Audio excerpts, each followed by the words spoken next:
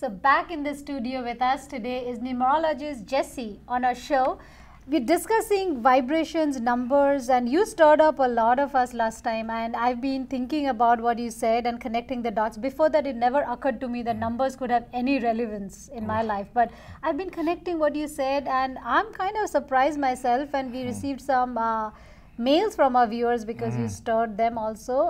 We're going to come to the emails later, but in the beginning, can you tell us about the vibrations, numbers, and how do you determine that? Okay, that's good. So, like I mentioned last time, it's about looking at someone's date of birth. That's how this all starts, right? And then from the date of birth, we derive the basic energies, which is your best numbers. And those numbers are connected with planets. It's planetary energy. So, say for example, we look at Sippy's numbers here, right? Yeah. We look at her numbers. I just saw her numbers. Now, her best vibrations and her best numbers is Moon, because she's ruled by Moon, right? Is number 2 and number 7. Number 1 is also good for her, right?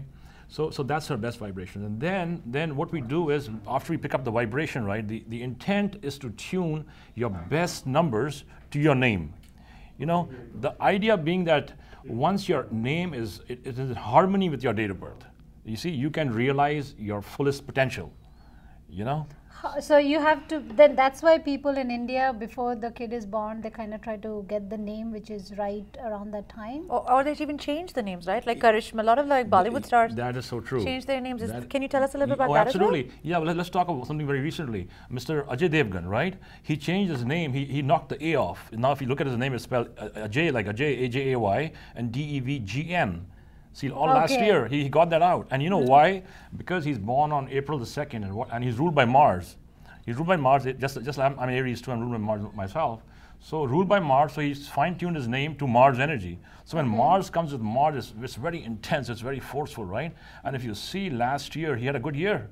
You know, he had quite a few movies like just went all through, right? Kareena Kapoor, look at her name. If you look at Bipasha Basu, if you look at Rani Mukherjee, if you look at this gal, Rani Murray, all their name combines to Jupiter energy. Okay. You know why? Because they want the largest planet to support them. Okay. You know, to maximize the success, to be known in the world, to make, loads of money, right? We were discussing something very interesting before this, that you got started because Americans first started believing in numbers and you, right? That is absolutely true. How did that happen? That is absolutely true. You know, because about 10 years ago, there's a station out here in San Francisco. It's 1450 KEST, and it's run by a lady called Bonnie Colleen, and she's still there. She's very well known, and she's done this for many, many years.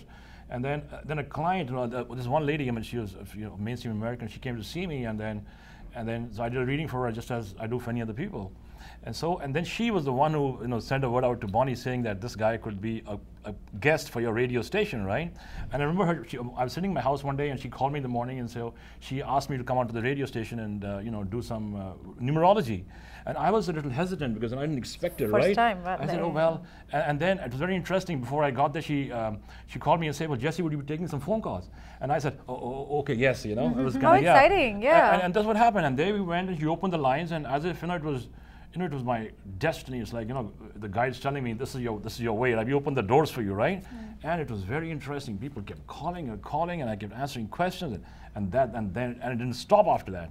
It seems impossible to, let you go, but we have to read the letters before we do that. Okay. His name is Juan. Okay. Juan, where is that? Hold on.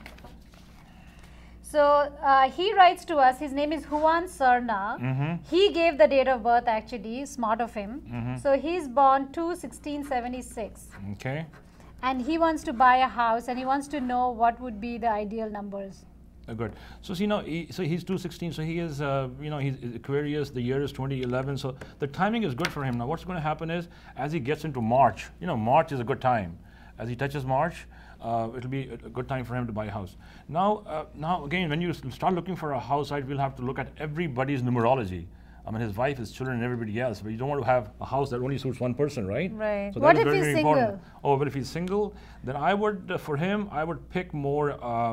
See, Moon is good. Moon is number 2 is good for him. But the problem is, Moon comes in a house that would stop bringing the money inside. I've seen that all the time. So I would pick more Sun energy, like more like a number 1, like a number 37. That would be a great wife for him. one. Number I don't know 19. if you're seeing this show. If you are, or Kankana, and we have many other emails, we'll write back to them saying to go to your website or even call you. Yeah. And we are going to have him more often on our show now, because I think this is a subject and a topic that most of you want to hear about. Jesse, thanks. And once again, it's so exciting to discuss numbers with you and put the sun, moon and stars in a different perspective. To know more about Jesse and your numbers, you can log on to jessekalsi.com.